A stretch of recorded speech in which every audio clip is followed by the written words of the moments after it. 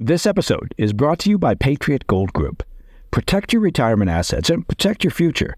Speak to the experts at Patriot Gold. Now, they've been the top-rated gold IRA dealer for 7 years in a row. Think about that. 7 years in a row, the top-rated gold IRA dealer. Go to patriotgoldgroup.com or call 1-888-621-3856 for a free investor guide.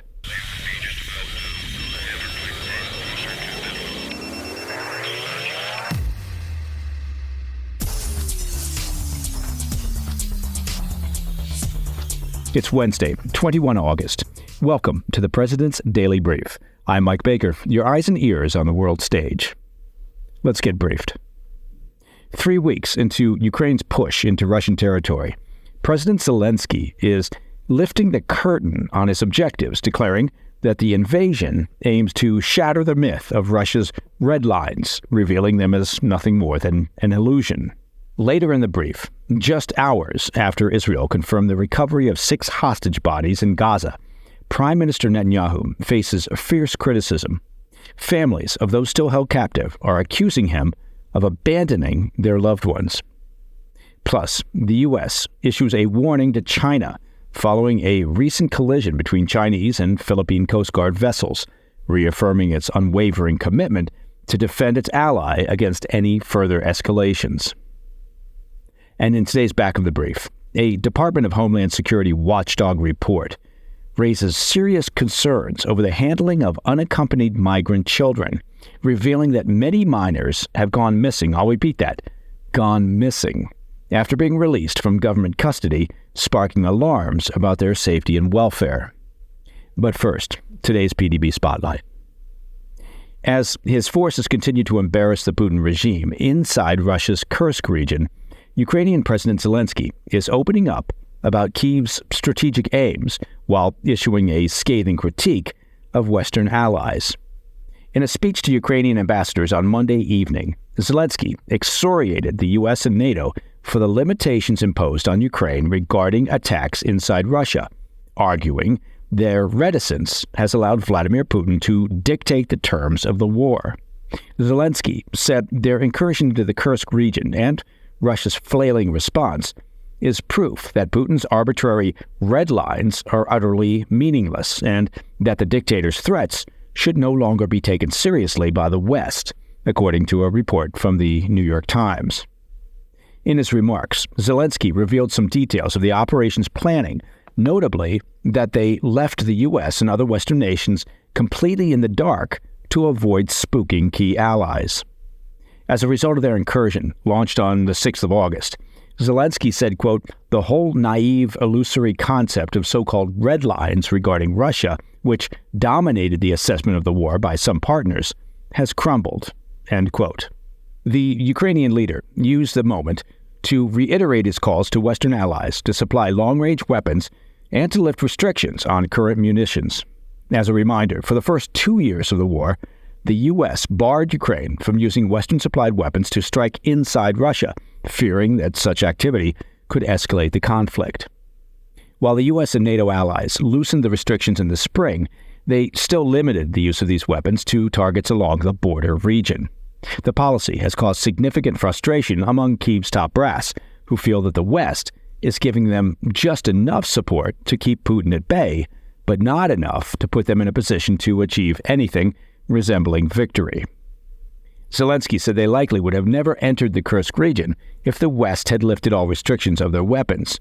He added that the situation for Ukrainians remains dire and that, quote, "any further delay by our partners in terms of long-range capabilities is becoming de facto, perhaps, the most effective support for Russia's offensive potential." While progress has slowed, Ukraine's surprise offensive has proved surprisingly successful. Kyiv's forces have managed to capture some 480 square miles of Russian territory, including approximately 93 settlements. In recent days, the Ukrainian military has consolidated their gains and dealt a serious blow to the Putin regime's supply lines, knocking out all 3 of the bridges over the critical Same River. The incursion appears to have a number of goals, from exposing Russia's weakness to boosting morale and putting Ukraine in a stronger negotiating position for future talks. Zelensky said their forces are working to establish a buffer zone, which they will leverage to up the diplomatic pressure on Moscow. We should note, however, Ukraine has also drawn on its own reserves for the operation in Kursk, and their forces are now struggling to repel Russian assaults in the Donetsk region of Ukraine. Ukraine hoped the incursion would draw significant levels of Russian troops away from the battlefields inside Ukraine, particularly in eastern and southern Ukraine, but so far that critical goal has not panned out. A small number have been redeployed to the Kursk area, but Russia's main fighting force inside Ukraine, that remains intact. Indeed, the Russian military is actually making gains of their own inside this region, advancing at least 3 miles since the beginning of August, and that's according to a report from The Guardian. Putin's forces are currently closing in on the hub of Pokrovsk in Donetsk, which is now under evacuation orders. On Monday, Russia claimed to capture the eastern Ukrainian town of New York, an important logistics hub. Officials in Kyiv said Tuesday their forces are still in control of roughly 20% of the town, but that fighting was intensifying as Russian forces relentlessly bombard the area with drones. The capture of the town would put Russian forces dangerously close to seizing a critical highway that Kyiv uses to resupply their forces. For some Ukrainians, including troops on the front lines, the gambit in Kursk is fraught with risks, and the results do remain uncertain. A Ukrainian infantry soldier told The Guardian, quote, "We should defend what we have. Attacking Kursk takes good soldiers away," end quote. All right, coming up after the break, Israeli Prime Minister Netanyahu faces fresh backlash from the families of Gaza hostages, and tensions spike between Washington and Beijing after a China-Philippines collision in the South China Sea. We'll have those stories when we come back. Welcome back to the PDB. Let's take a look at this week's emergency negotiations for a ceasefire in Gaza, which frankly already appear to be crumbling.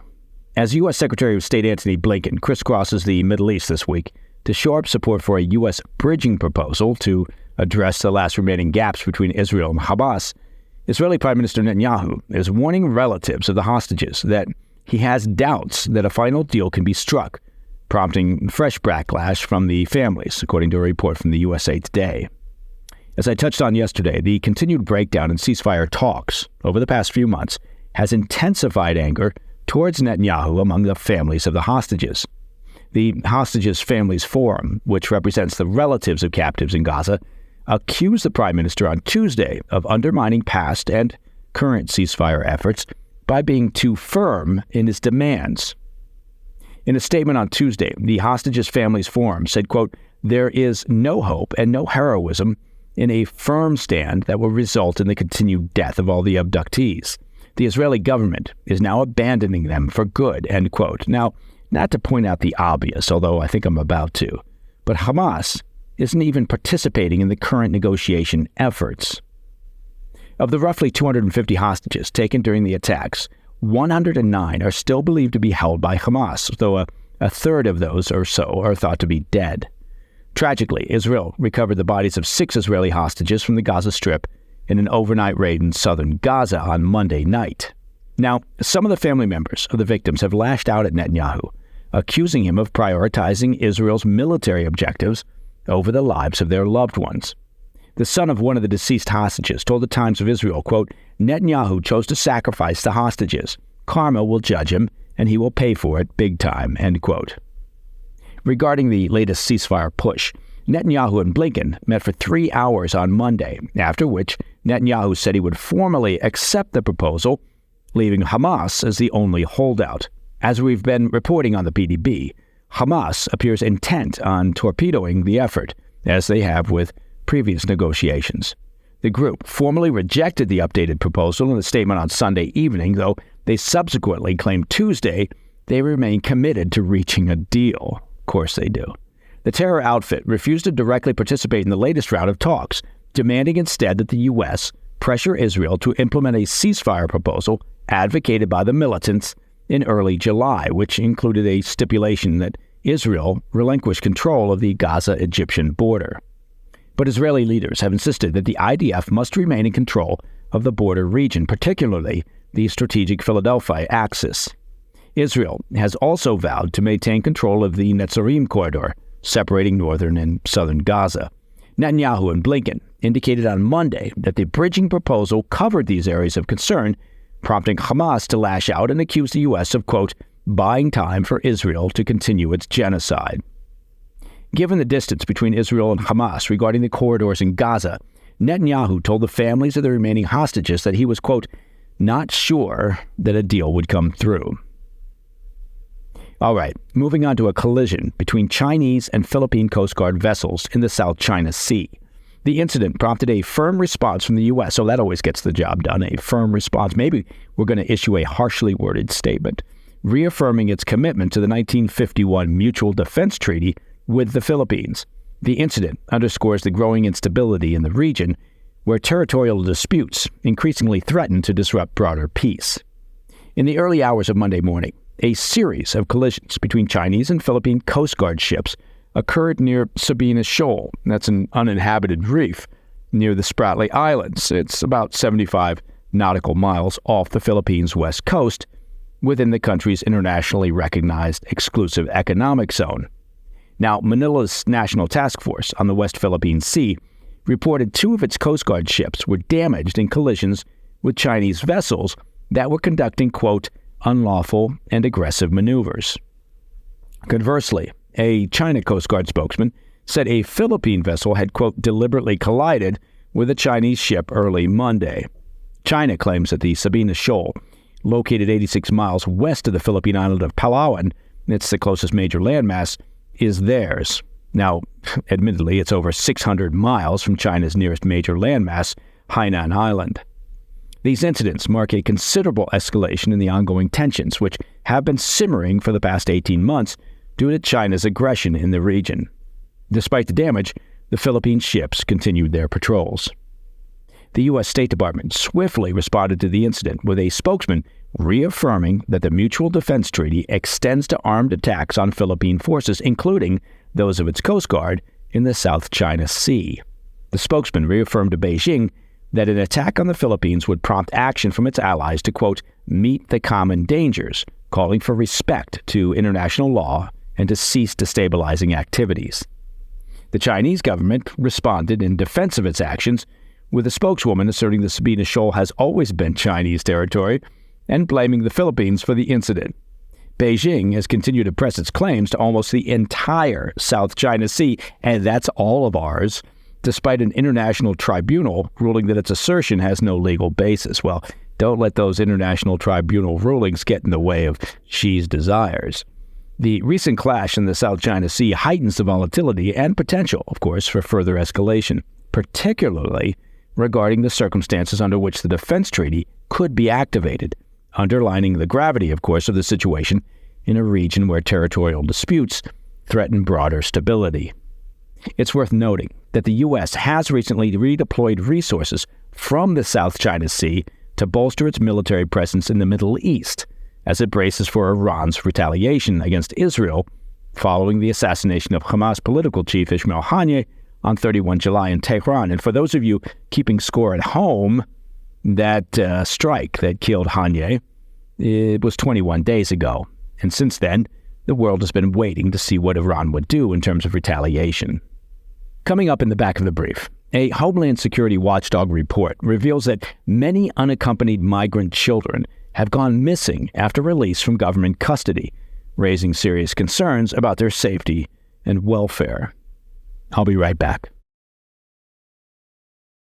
In today's back of the brief, a new report from the Department of Homeland Security's internal watchdog reveals that Immigration and Customs Enforcement, that's ICE, has lost track of unaccompanied migrant children after their release from government custody, raising, of course, serious concerns about their safety. The interim report, sent to Congress on Tuesday by Inspector General Joseph Ghaffari, emphasized significant lapses in ICE's ability to track unaccompanied migrant children, noting that more than, listen to this, 32,000 children failed to appear for their immigration court hearings over the past 5 years. I'll repeat that, 32,000 children. The report, obtained by ABC News, revealed that ICE was, quote, not able to account for the locations of all these children, raising concerns about their safety and vulnerability to trafficking or exploitation. Under U.S. law, the Department of Health and Human Services, that's HHS, is tasked with the care of unaccompanied migrant children once they're taken into custody by U.S. authorities. ICE ensures their safe transfer to HHS, typically placing these children in shelters or with qualified sponsors. However, ICE should also monitor the children's location and status, especially as they progress through the immigration court system. Kufari's damning report is part of a broader audit focusing on ICE's effectiveness in tracking unaccompanied minors post-transfer. Despite transferring over 448,000 children from ICE to HHS between 2019 and 2023, over 100 ICE officials admitted to Kufari that they are often struggling to monitor these children, especially those who don't show up for scheduled court appearances. The report underscores that immigration court hearings are crucial opportunities for ICE to screen children for trafficking indicators or other safety concerns. The lack of automated systems to document court appearances and to maintain updated address information further complicates ICE's ability to fulfill its responsibilities. In response, Homeland Security officials acknowledged the need for an automated tracking mechanism. Oh yeah, well now it's a good idea, but argued that the report did not fully address the structural challenges that hinder ICE's trafficking efforts. Ooh, it's hard work. All right, 32,000 children. Don't know necessarily where they are. It goes without saying that this is an extremely disturbing report. How do we not do better? And that, my friends, is the President's Daily Brief for Wednesday, 21 August. If you have any questions or comments, please reach out to me at pdb@thefirsttv.com. Now, as I know you've probably heard from your favorite celebrities, to listen to the show ad-free, become a premium member of the President's Daily Brief by visiting pdbpremium.com. It could not be easier. I'm Mike Baker. I'll be back later today with the PDB Afternoon Bulletin. Until then, stay informed, stay safe, stay cool.